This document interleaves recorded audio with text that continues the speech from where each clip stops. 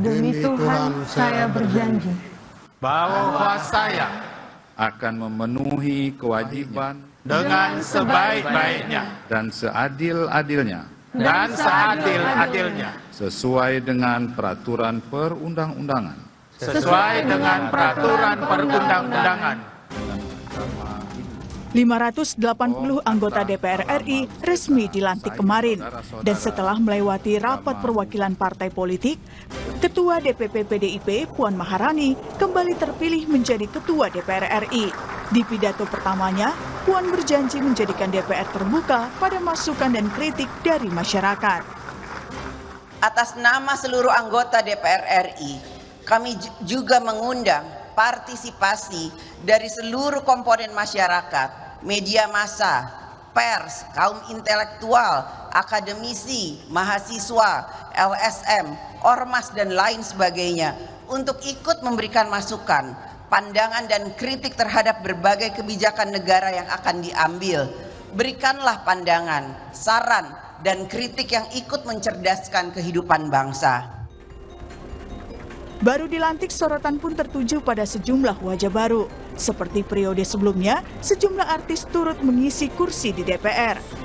Penyanyi Once Mekel dan Nafa Urbach salah satunya. Mereka pun mengaku punya visi yang akan diperjuangkan saat menjadi wakil rakyat. Tentu nanti kita akan membahas kembali bagaimana masa depan aturan-aturan yang berhubungan dengan hak cipta. Apalagi dengan datangnya teknologi baru seperti artificial intelligence, yang harus kita pikirkan kembali bagaimana pengaturannya sehingga tidak menggerus kreativitas anak bangsa. Isu yang akan jadi fokus perhatian aku tuh kebanyakan adalah di pendidikan, kebudayaan, dan pariwisata. Karena selama ini kan beberapa diskusi-diskusi yang memang kita bahas itu isu soal pendidikan, di mana pendidikan kita kan sempat carut-marut, ya bukan sempat lagi sih, memang carut-marut sekali. Jadi isu pertama yang aku benar-benar concern nanti pendidikan. Ada pula wajah baru yang menjadi wakil generasi Z alias Gen Z, Anissa Mahesa misalnya. Perempuan berusia 23 tahun ini menjadi anggota DPR RI termuda. Anissa mengaku ingin memperjuangkan isu seputar Gen Z, salah satunya soal lapangan kerja. Yang ingin aku bawa itu lapangan pekerjaan yang inklusif. Karena tiap aku turun ke dapil, generasi muda seangkatan aku tuh pasti bilang, Teh Anissa ini gimana kita dapat kerja? Nah kalau di Banten, aku nggak tahu dapil lain ya, kalau di Banten mau dapat kerja itu mesti bayar dulu 1 juta. Ya itu kan harus kita suarakan, kasihan mereka mau dapat kerja nombok keluar modal dulu, ibarat kata kan gitu. Terus hal yang ingin aku bawa juga itu adalah karena kita live in a digital technology, grow up in a digital era, itu kita harus, aku sebagai generasi muda ingin mendorong regulasi atau kebijakan yang pada akhirnya itu memberikan perlindungan hak-hak digital supaya data kita tidak bocor seperti kemarin kasus Bjorka gitu. Lalu mampukah wajah baru dan muda wakil rakyat ini mengemban amanat rakyat?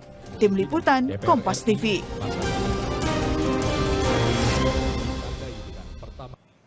Saudara, sebanyak 580 anggota DPR RI resmi dilantik kemarin. Dari ratusan wakil rakyat tersebut, saudara, tak hanya muncul wajah baru, tapi juga ada banyak sekali anak-anak muda yang semangat dengan misi mereka. Kita akan membahas soal wajah baru dan energi anak muda di DPR bersama dengan sejumlah narasumber.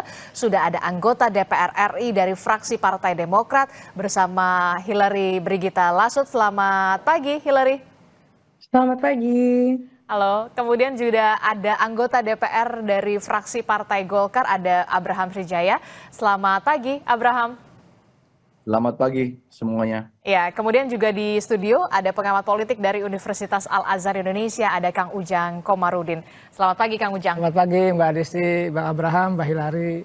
Iya, oke. Ini kan kita semangat sekali kemarin ya melihat wajah-wajah baru selain wajah-wajah yang populer, selebritas begitu, tapi juga ada banyak sekali anak-anak muda Gen Z begitu ya. Walaupun ini bagi Hillary ini bukan kali pertama, ini periode kedua Hillary kembali melenggang ke Senayan, dan untuk kedua kalinya ini Hillary, misi apa yang kemudian ingin Anda bawa? Kemarin kan kalau tidak salah Anda berada di Komisi 3 ya, di bidang hukum. Nah kalau untuk tahun ini di 2024-2029 akan di komisi berapa Anda tertarik ataukah masih di Komisi 3? Mungkin pasti sama dengan Mas Abraham ya, Pak Abraham, bahwa saya mungkin juga ingin kembali berada di Komisi 3 karena yang menjadi fokus utama saya, kalau tadi Mbak Nafa Urba sempat bilang fokus di dunia pendidikan, saya sangat melihat bahwa Indonesia ini perlu orang-orang yang memperhatikan betul penerapan dan juga bagaimana para aparat hukum ini menjalankan tugas dan tanggung jawabnya. Mungkin bukan dari segi legislasi karena tidak banyak mungkin selain RUU perampasan aset yang bisa kita tekankan di dalam dunia legislasi, tapi dari sisi pengawasannya. Dari sisi pengawasan tentunya masih perlu sekali orang-orang yang serius untuk mengawasi bagaimana Indonesia menerapkan hukumnya dan juga bagaimana aparat kita untuk melakukan eksekusinya.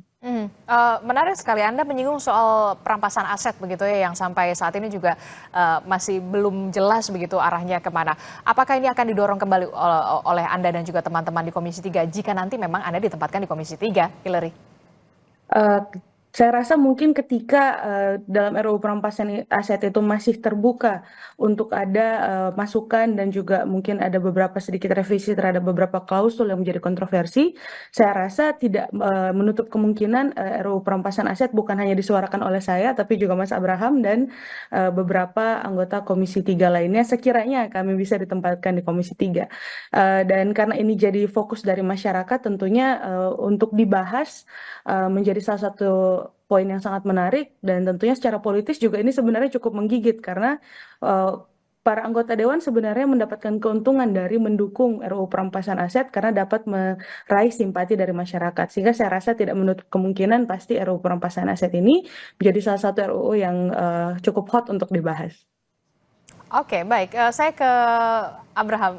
Bung Abraham, ini menarik sekali. Anda ini kan sudah sukses ya, jadi pengacara, pengusaha juga, pendidikan juga sudah sampai S3 di bidang hukum. Nah, saya penasaran, kenapa kemudian seorang Abraham Sunjaya ini memilih untuk menjadi wakil rakyat? Ya, terima kasih. Yang pertama, ada ketidakpuasan dari diri saya dan para anak muda kelihatannya terhadap anggota DPR yang kemarin menjabat, sehingga banyak sekali anak muda yang terjun dan terbukti dapat menumbangkan incumbent. Tentunya kita ingin ke depan ini anak-anak muda yang masuk ke DPR ini secara umum bisa memberikan transparansi, akuntabilitas, etika anggota DPR yang lebih baik, serta sesuai pidatonya Mbak Puan, mengajak partisipasi publik terhadap pembuatan undang-undang, legislasi maupun pengawasan terhadap pemerintah. Ya. Oke, Bung Abraham, ini kalau berarti Anda mantap kalau bisa dikatakan akan ke Komisi 3 begitu ya, sesuai dengan background hukum Anda?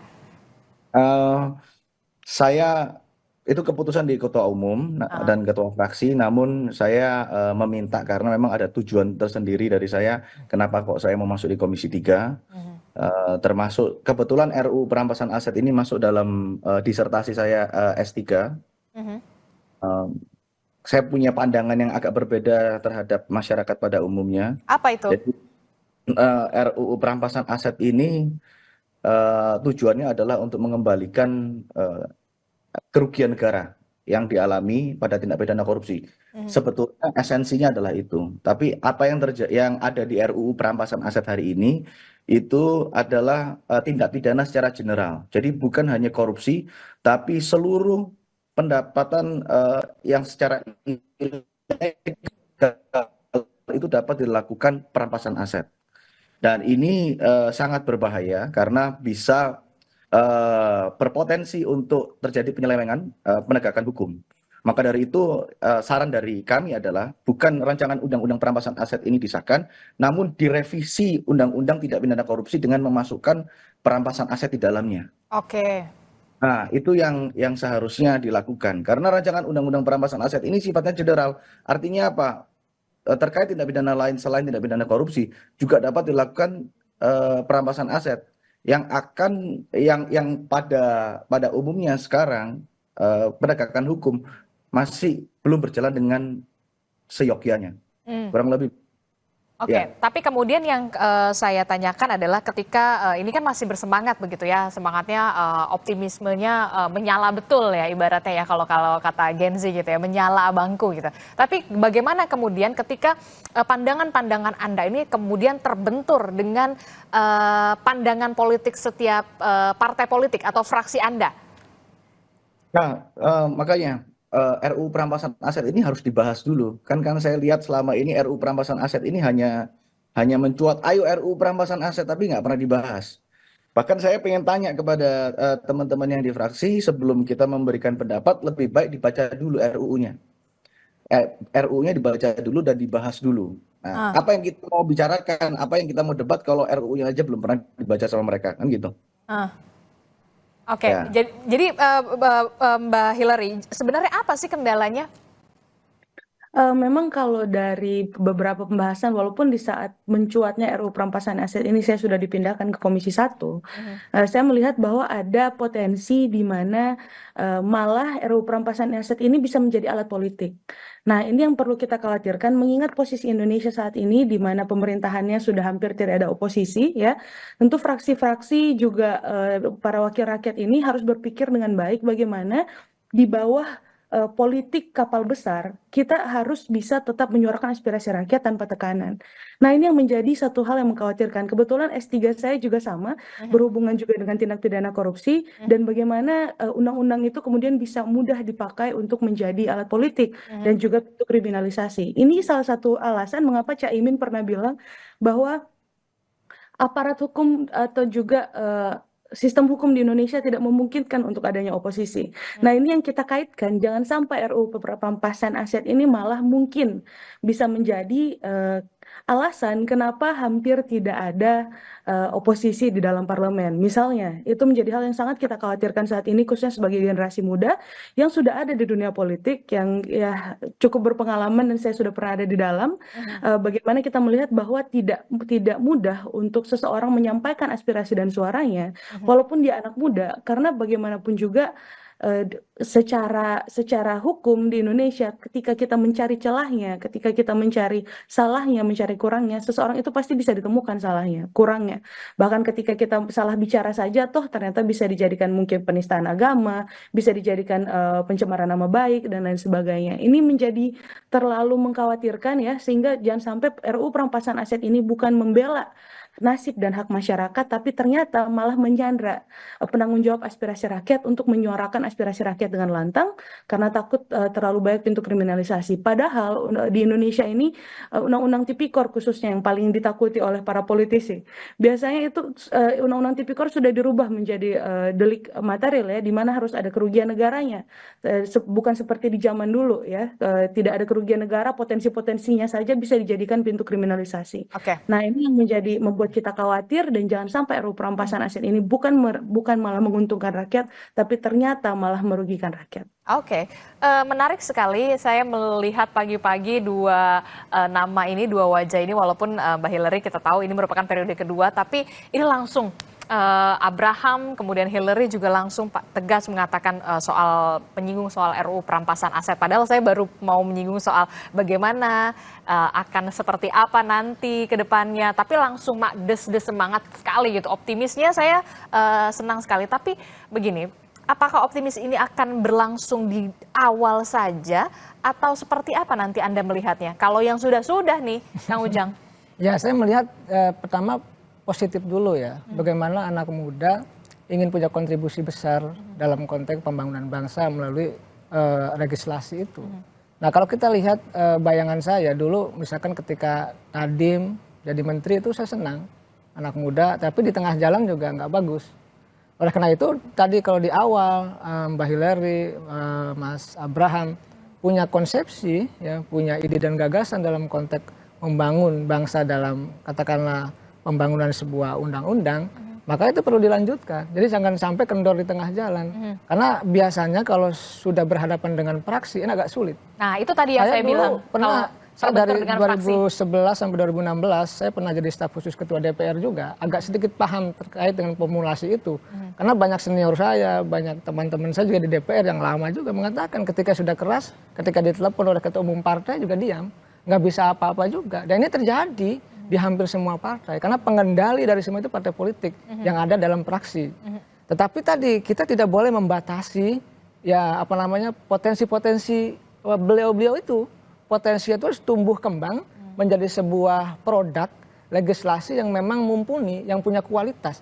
Nah ini yang kita harapkan. Kan tuntutan publik itu hanya dua dalam konteks legislasi. Pertama, kuantitasnya diperbanyak, katakanlah agar tidak dianggap tidak kerja kan. Lalu di saat yang sama membangun kualitas yang mumpuni dalam konteks membuat produk itu. Nah sehingga ukurannya jelas bahwa mereka yang berprestasi, mereka yang bagus, mereka yang punya kapasitas akan dinilai dengan baik. Tetapi tadi ada benturan-benturan ketika idealisme itu dibangun, kadang-kadang ada tembok besar yaitu namanya partai politik. Suka tidak suka akan berbenturan dengan itu dan itu pengalaman lama. Yang kedua saya ingin mengatakan Mbak Adisti ya, saya menghargai apa yang disampaikan oleh beliau-beliau berdua ya. Kenapa? Di Komisi 3 membangun sebuah konstruksi keadilan ke depan. Karena musuh kita ini kan sebenarnya salah satunya keadilan yang harus ditopang dengan penegakan hukum yang baik. Nah, reformasi ada, kalau saya mengikuti teorinya Bourdieu itu, kita ini tidak ada yang berubah. Reformasi ini, mestinya kan berubah ekonomi, hukum. Tapi tidak ada, kenapa? Mentalitas kita tidak pernah berubah. Sebagai bangsa nggak ada. Korupsinya makin naik kok, makin tinggi. Nah, oleh karena catatan Padahal ada revolusi mental ya? Ya, catatan saya maksudnya gini Mbak Adisti. Itu kita hargai sebagai anak muda yang punya idealisme, yang ingin ada di Komisi 3 untuk membangun hukum yang lebih baik. Itu kita hormati. Tetapi di saat yang sama, di periode yang lalu-lalu saya katakan Mbak, Anda seorang gubernur yang tadinya mantan anggota DPR, dia berkasus.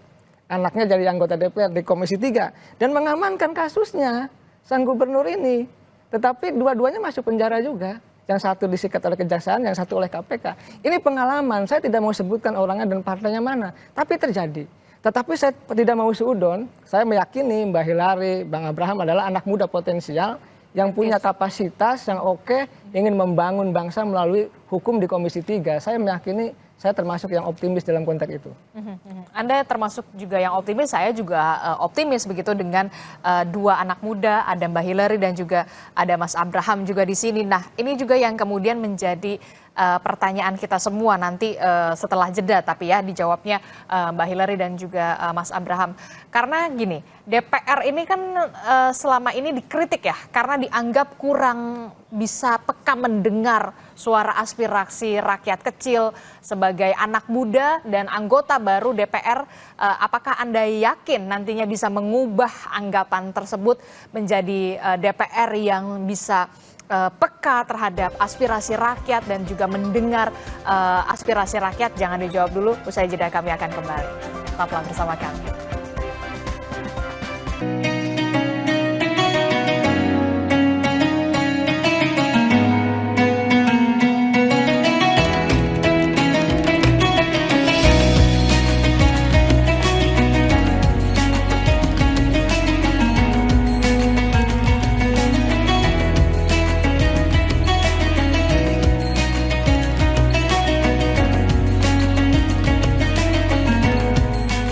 Assalamualaikum warahmatullahi wabarakatuh.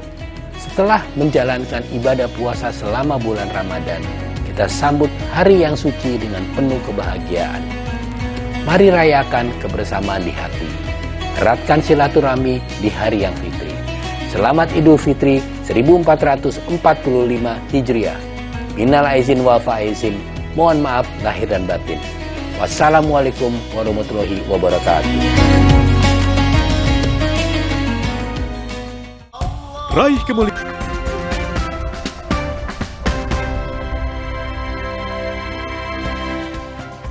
Terima kasih Anda masih bersama kami di Sapa Indonesia Pagi. Saudara, kita masih membahas apa saja misi yang dibawa dan juga energi baru yang dibawa oleh para anggota Dewan kita yang sudah resmi dilantik kemarin. Tidak hanya kalangan artis, tapi juga anak-anak muda Gen Z yang kritis dan juga tentu saja bersemangat pastinya. Tapi kita akan lihat dulu Mbak Hillary dan juga Mas Abraham, ada survei Litbang Kompas yang kita paparkan. Ya, ini dia, kita lihat, yakin ketika ada pertanyaan, yakinkah Anda DPR ke depan akan mampu dalam mengawasi jalannya pemerintahan? Nah, dari survei tersebut hasilnya 63,8% ini yakin. Tapi ada 23,1% yang tidak yakin. Jadi mayoritas masih yakin dengan 63,8% ini yakin bahwa DPR ke depan akan mampu mengawasi jalannya pemerintahan. Dan nextnya kita akan lihat pertanyaannya. Nah, salah satu pertanyaan yang juga diutarakan pada saat survei adalah, yakinkah Anda DPR ke depan akan mampu mendengarkan aspirasi masyarakat? Dari survei hasilnya 54,4% ini mengatakan yakin bahwa DPR ini ke depan akan mampu mendengarkan aspirasi masyarakat. Tapi masih ada 33,1% yang ternyata menyatakan tidak yakin nih DPR ke depan akan mampu mendengarkan aspirasi masyarakat. Lah, inilah hasil survei Litbang Kompas, saudara. Nah, kita akan tanyakan nih ke Mas Abraham dan juga Mbak Hillary soal bagaimana keyakinan masyarakat yang mengatakan bahwa memang yakin betul DPR ini bisa mengawasi pemerintahan, termasuk juga DPR bisa mendengarkan aspirasi masyarakat. Kalau kita lihat faktanya bahwa pembagian kekuasaan di DPR ini berjalan mulus, kita tahu Koalisi Indonesia Maju Plus ini menguasai parlemen saat ini. Jawaban Anda, Mbak Hillary? Saya kembali lagi ya melihat bahwa kalau survei tadi dilaksanakan secara nasional, akan kembali kita melihat bahwa mungkin masyarakat di setiap daerah bisa punya pendapat yang berbeda tergantung wakil rakyat yang selama ini berinteraksi dan bekerja langsung untuk dia. Kalau saya secara pribadi sebenarnya melihat kalau masyarakat di dapil saya cukup optimis ya, karena walaupun dengan DPT 1,4 juta, hari ini saya bisa dilantik dengan suara DPR RI perempuan terbanyak se-Indonesia nomor 1 di 310.000. Nah, itu melihat bahwa wakil rakyat sudah bisa membuktikan, selain di luar urusan kemudaannya, tetapi sudah bisa membuktikan bahwa ada sosok-sosok yang bisa dipercaya jelas oleh masyarakat. Itu menjadi privilege dari anggota dewan yang sudah pernah bekerja sebelumnya ya. Dan ini menjadi salah satu alasan mengapa saya optimis bahwa di beberapa daerah yang wakil rakyatnya cenderung berinteraksi baik dengan masyarakatnya, tentu hasilnya akan menunjukkan chart yang lebih optimis, yang lebih tinggi mungkin tingkat kepercayaan dan kesuksesannya untuk meyakini bahwa DPR bisa kemudian mewakili aspirasi masyarakat. Tapi kembali lagi, PR DPR untuk bisa merubah citra DPR yang sudah saya suarakan sejak 5 tahun lalu, ini masih sangat panjang ya. Melihat kemarin sempat ada demo dulu, baru setelah ada demo baru beres ya. Udah ada tanda peringatan darurat, baru tiba-tiba langsung putar arah. Nah, ini menjadi alasan wajar ada yang bersuara bahwa sangat tidak percaya. Nah, dari sini kita berharap tentunya ini bisa menjadi semangat juga buat chart yang tadi ya, survei yang tadi bisa menjadi semangat juga buat DPR untuk ya setidaknya sadar diri bahwa kita tingkat kepercayaan publiknya mungkin masih 50-an%, masih ada 50% lagi masyarakat yang perlu kita yakinkan. Tapi tidak akan mudah karena dalam setiap dapil tentunya cara masyarakat menilai DPR yang masing-masing itu berbeda. Termasuk juga cara Anda yang saya cukup apresiasi betul, Anda cukup aktif di media sosial dengan meng-up sejumlah persoalan, kasus-kasus persoalan di dapil Anda, soal persoalan hukum yang kemudian di-up dengan men-tag salah satu petinggi atau segala macam, dan itulah masih Anda akan lakukan di 2024 hingga 2029 ini untuk bisa punya taring ibaratnya. Betul. Masyarakat ternyata menunggu-nunggu wakil rakyat yang bisa dihubungi dengan mudah dan bisa menunjukkan bahwa kinerjanya itu cukup bagus, terpublikasi dengan baik, dan masyarakat bisa menaruh harap kepada wakil-wakil rakyat yang bekerja dengan cara atau metode demikian. Nah, ini juga menjadi alasan mengapa menurut saya para wakil rakyat yang mungkin anak-anak muda menjadi lebih diuntungkan ya, karena kita punya cara-cara dan terobosan-terobosan baru untuk bisa membangun komunikasi dengan masyarakat. Nah, yang para senior ini agak lebih PR, karena agak jarang ya bagi mereka untuk mungkin memanfaatkan media sosial khususnya untuk bisa respon cepat suara rakyat. Nah, ini juga mengapa saya yakin mempengaruhi tadi survei yang tadi ya, karena masyarakat tidak melihat pekerjaan-pekerjaan dari wakil rakyat senior karena tidak terpublikasi dengan baik, bukan karena mereka tidak bekerja mungkin ya, tapi karena tidak terpublikasi dengan baik, jadi masyarakat tidak tahu dan akhirnya malah tidak diuntungkan dari situ. Akhirnya citra DPR kelihatannya cuma pas tidur aja. Padahal ada juga wakil rakyat senior-senior karena nggak bisa publikasi, nggak biasa main media, nggak biasa main media sosial, akhirnya udah kerja pagi siang malam dianggap tidak kerja dan tidak dipilih lagi.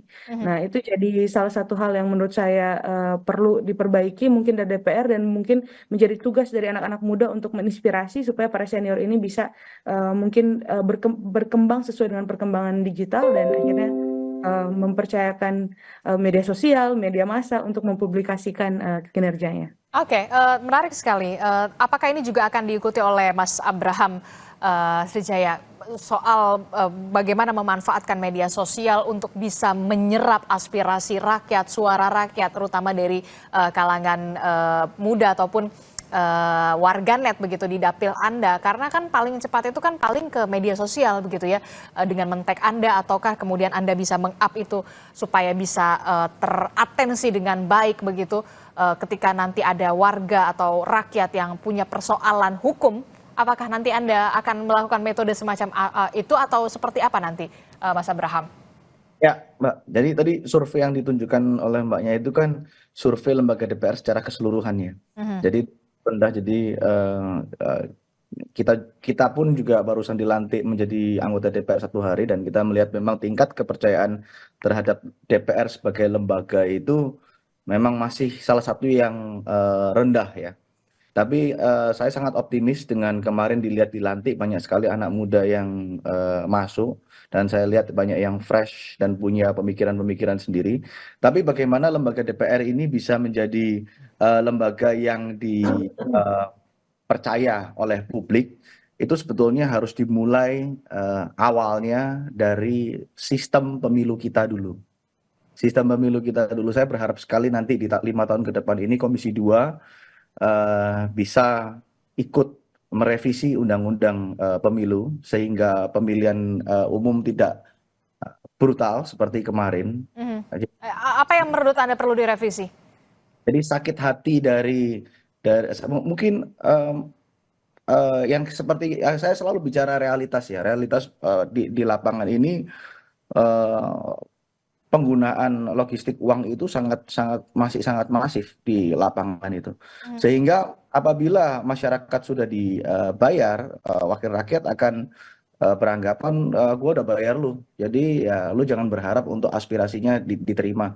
Kurang lebih seperti itu. Ya. Ini kalau misalnya akan terus-terus seperti ini 5 tahun ke depan akan seperti ini dengan menggunakan uang, maka akan rusak. Kita punya sistem demokrasi dan kita juga akan punya wakil-wakil rakyat yang tidak bisa dipercaya di DPR. Sehingga harus diperbaiki dari pangkalnya dulu. Tapi kan begini ya, sudah menjadi rahasia umum begitu ya, biaya politik itu mahal, apalagi kalau sudah bisa berada di seperti Anda gitu di Senayan begitu. Nah, bagaimana bisa kemudian merubah dengan cepat soal rahasia umum itu, soal biaya politik itu nggak murah, mahal. Bukan hanya rahasia umum, kita ini para politisi gua rasa juga nggak mau kalau bisa keluar duit sedikit, kita pasti mau keluar duit sedikit. Tapi masalahnya di lapangan pun kita diminta.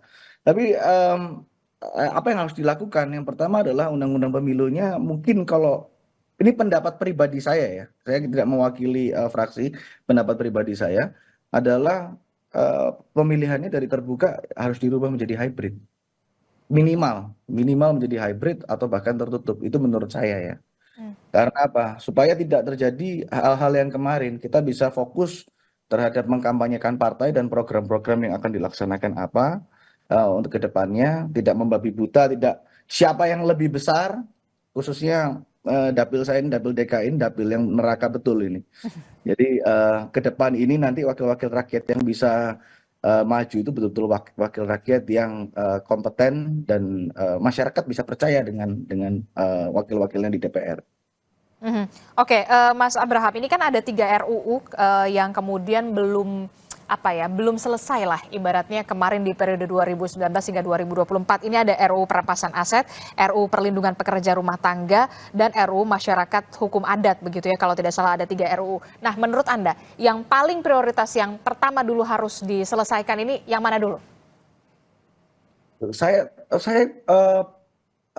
Kalau Mbaknya bilang RUU perampasan aset, saya tidak sepakat kalau RUU perampasan aset itu dengan apa RUU perampasan aset yang sekarang itu disahkan, saya nggak sepakat karena saya sudah baca.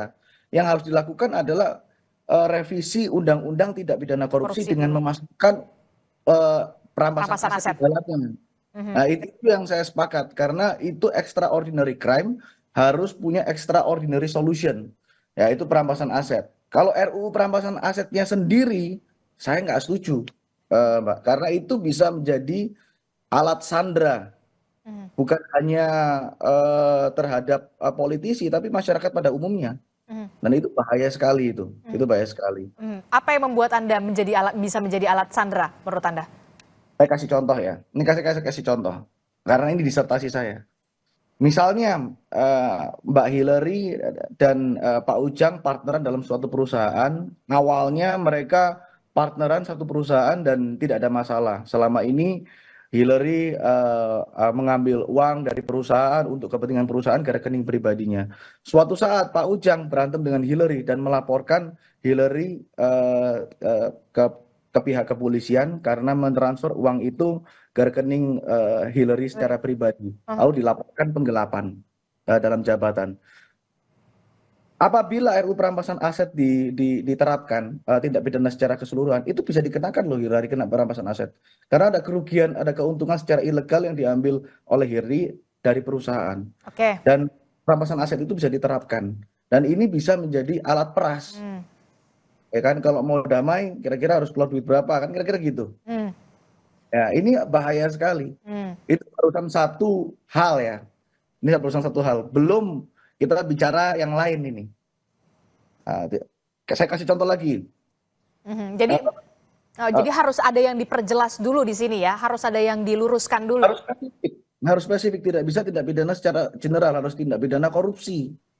Nah, dalam RUU perampasan aset ini tidak disebutkan tindak pidana korupsi, tapi tindak pidana pada umumnya. Misalnya contoh lagi, kasus timah 371 triliun. Itu kasus timah itu sudah kerusakan ekologisnya sudah ada dari zaman Belanda. Nah, terus perampasan asetnya siapa yang disita? Nah, gitu. Untuk mengembalikan kerugian negara. Nah, itu akan menjadi problem. Dan itulah yang kemudian ketika nanti Anda, bukan ketika nanti Anda, tapi ketika Anda sudah hadir di dalamnya di Senayan, inilah yang kemudian harus dibereskan lebih dulu, begitu ya menurut Anda ya? Harus dibahas dulu, ini harus dibahas dulu. Formilnya seperti apa, materialnya seperti apa, kita harus bahas dulu. Makanya kalau misalnya itu RUU perampasan aset disahkan dalam keadaan yang sekarang, saya nggak setuju. Itu harusnya dimasukkan dalam undang-undang tindak pidana korupsi. Oke, Kang Ujang? Ya, tentu saya sih melihat sesuatu yang positif saja kalau punya ide gagasan ya terkait dengan pembaharuan ya, revisi misalkan terkait undang-undang perampasan aset. Dan itu menurut saya anak muda siapapun harus punya produk gagasan itu. Nah, itu yang ada dinilai dari para anggota itu. Nilai value seorang anggota adalah gagasannya. Dan dari itu semua ujungnya adalah produk yang dibuatnya. Oleh karena itu ya, tetapi memang saya katakan, saya punya pengalaman dulu juga ketika menjadi staf khusus itu, merancang undang-undang itu kadang-kadang ada pesanan, tolong membuat pasal ini argumentasinya seperti ini, mencari pembenaran seperti ini. Itu juga terjadi. Tetapi tadi saya ingin mengatakan tidak bisa ide gagasan itu dibentengi oleh misalkan kekuatan partai politik. Jadi memang ide gagasan itu harus melompat pagar-pagar itu. Tetapi karena ini adalah penguasanya partai, kadang-kadang nanti kalau terlalu keras dipindah komisinya, di PKO. Karena ini menjadi persoalan. Tetapi tetap saja harus kita bangun optimisme itu, kita bangun ide gagasan besar untuk membangun bangsa dari kontribusi anak-anak muda yang ada di parlemen. Tetap itu harus dibangun, harus dimulai begitu. Oke, itu tadi yang kemudian bisa menarik sekali. Apakah nanti kalau terlalu keras begitu untuk mengkritik atau terlalu keras untuk kritis begitu, jangan-jangan nanti bisa dipindah komisi. Nah, ini gimana nih, udah siap belum Mbak Hillary dan juga Mas Abraham? Kalau saya udah pernah, Mbak. Saya udah pernah dari Komisi 3 gara-gara mulutnya terlalu berbeda mungkin nggak bisa direm ya, akhirnya pindah komisi sebelah, pindah komisi 1. Dan untuk sampai urusan pindah partai juga saya sudah pernah. Jadi saking terlalu berbeda kadang-kadang sampai urusan pilpres bisa berbeda, urusan pemilihan presiden berbeda aja sudah bisa membuat kita tidak nyaman di salah satu partai gitu. Dan kan. Anda pantang mundur, tetap berjuang bersama dengan rakyat. Betul. Untuk memperjuangkan aspirasi rakyat ini terkadang ya pembenarannya adalah setiap rakyat di masing-masing provinsi mungkin bisa punya kepentingan berbeda, apalagi masyarakat yang mungkin dari provinsi yang ada agama minoritas atau suku minoritas ya, ada perbedaan-perbedaan kepentingan dengan yang mayoritas kemungkinan, tetapi ada juga yang memang perbedaan antara kepentingan rakyat dan kepentingan partai. Nah ini yang menjadi ribet dan kadang-kadang ya. Dan Anda sudah terbiasa ya terus dipindahkan begitu ya sampai Anda juga harus pindah partai. Di PAW dulu, pindah partai dan lain-lain. Itu jadi walaupun di partai tersebut tentunya bukan partai yang buruk, tidak, tapi ada beberapa kepentingan yang berbeda sehingga terpaksa langkah-langkah seperti itu harus berani diambil oleh anggota dewan. Kalau anggota dewannya tidak berani mempertaruhkan jabatan dan tidak berani mempertaruhkan kepentingannya untuk masyarakat, ya tentunya dia tidak akan bisa menjadi anggota dewan yang tentunya bisa diharapkan masyarakat untuk perjuangan. Oke, kalau Mbak Hillary ya saya sudah tahu lah ya, dia sudah dipindahkan begitu, bahkan sempat pindah partai. Nah kalau Mas Abraham sendiri, bagaimana Anda punya keberanian yang sama juga ketika Anda merasa saya berada di barisan rakyat ini, tapi ternyata terbentur? Ya, yang pertama yang harus kita lakukan adalah kita harus punya alasan logis dan alasan yang rasional kenapa kok kita punya pendapat itu, dan kita harus mampu melakukan pendekatan terhadap partai agar bisa sejalan dengan apa yang diinginkan oleh rakyat. Itu yang harus dilakukan dulu. Apabila nggak bisa, ya jabatan menjadi taruhannya. Kenapa?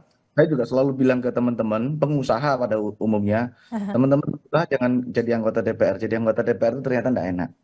Saya barusan tahu jadi anggota DPR itu ribetnya setengah mati ya. Kita harus lapor LHKPN, pengeluaran juga harus Tapi nggak nyesel dong. Jadi saya belum bisa ngomong nyesel atau enggak ya, baru dilantik 1 hari. Tapi ribetnya setengah mati, jadi saya harus menyesuaikan laporan keuangan saya, dan itu bukan hal yang mudah untuk seorang pengusaha menjadi politisi. Dan apabila saya harus melepaskan jabatan saya sebagai anggota DPR, suatu hari nanti saya sudah nggak berkiprah di politik, saya akan kembali menjadi pengusaha. Sooner or later saya akan kembali menjadi pengusaha.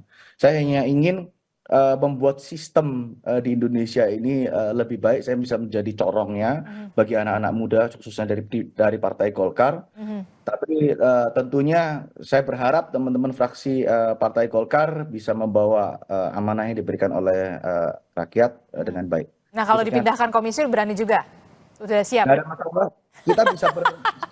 Kita bisa berkarya di seluruh komisi pada intinya. Cuman Partai Golkar akan bisa menggunakan saya dengan maksimal apabila ditaruh di Komisi 3. Kurang lebih. Oke, yang jelas jangan sampai ada tagline-tagline lagi seperti yang kemarin Mbak Hillary ya, peringatan darurat lagi begitu ya. Sudah cukup lah ya yang seperti itu ya. Kalaupun nanti akan ada lagi, ya jangan sampai lah. Kalaupun ada, saya berharap Anda berdua bisa berada di paling depan pada saat ada rakyat bersuara. Itulah yang kemudian saya harapkan. Terakhir, Kang Ujang. Kita kawal semua ya, para anggota DPR muda, saya akademisi mengawal proses transisi demokrasi ke depan. Karena pertaruhannya besar. Kalau kita sampai setback ke belakang, ini tentu rakyat akan dirugikan. Inilah momentum terbaik pemerintahan baru, DPR baru, untuk membangun optimisme itu. Optimisme ada, cuma tadi karena persoalan yang banyak di masa lalu, ini yang harus kita perbaiki satu demi satu. Sehingga apa? Sehingga tadi kepercayaan ke DPR makin tinggi, kepercayaan kepada eksekutif juga makin tinggi. Sehingga apa? Sehingga rakyat itu ketika trustnya tinggi kepada legislatif dan eksekutif, maka membangun bangsa akan lebih mudah. Dan saya percaya masyarakat tidak akan diam dalam konteks mengawasi dan mengontrol baik anggota DPR-nya, wakilnya di parlemen maupun eksekutifnya. Kita kemarin di akhir ujung pemerintahan Jokowi saja, mohon maaf, revisi undang-undang pilkada akan dieksekusi dan anggota DPR diam semua. Karena rakyat turun, mahasiswa turun, kekuatan baru rakyat berbalik. Oleh karena itu tetap ini adalah perjuangan bersama, mari kita bangun Indonesia bersama-sama dan bangun optimisme itu agar bangsa ini bisa maju ke depan. Begitu Mbak Disti. Oke, titip amanah dari rakyat untuk Mbak Hillary dan juga Mas Abraham begitu untuk 5 tahun ke depan. Pasti banyak sekali harapan dari warga Anda di dapil Anda tentu saja yang digantungkan kepada Anda. Tentu saja amanah ini bukan amanah yang ringan begitu ya, tapi kita berharap Anda bisa mengemban amanah ini karena Anda berada di sana sekarang karena suara dari rakyat. Terima kasih Mas Abraham. Mbak Hillary telah bergabung bersama kami. Kang Ujang, terima kasih telah bergabung bersama kami. Selamat pagi Mbak Hillary semuanya dan juga Bapak-Bapak. Assalamualaikum, selamat pagi. Sehat selalu. Waalaikumsalam warahmatullahi wabarakatuh. Saudara, informasi penting dan juga menarik lainnya masih akan kami hadirkan. Salah satu terpidana kasus kematian Vina dan Eki di Cirebon, Jawa Barat, Sudirman, kembali menjalani sidang peninjauan kembali di Pengadilan Negeri Cirebon, Jawa Barat. Simak laporan yang akan hadir sesaat lagi.